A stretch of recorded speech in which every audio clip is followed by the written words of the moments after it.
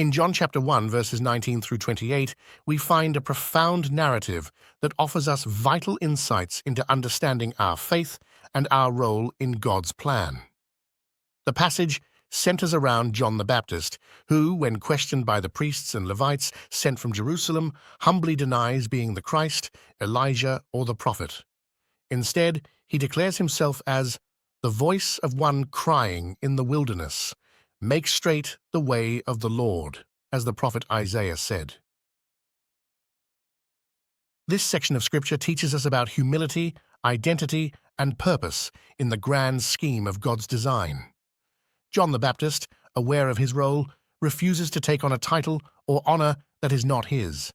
He understands his mission to prepare the way for Jesus, the true light.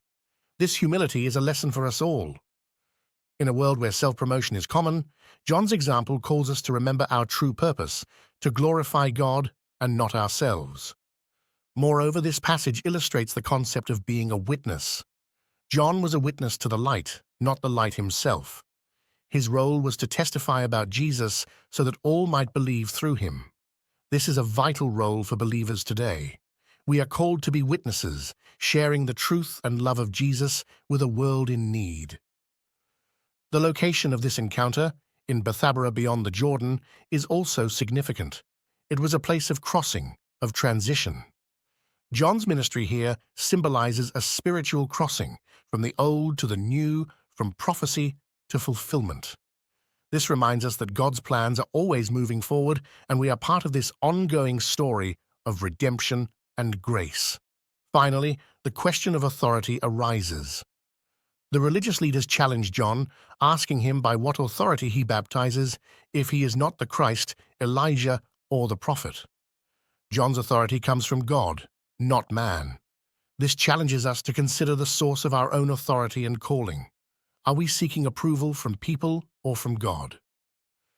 John's example leads us to seek our validation and direction from God alone.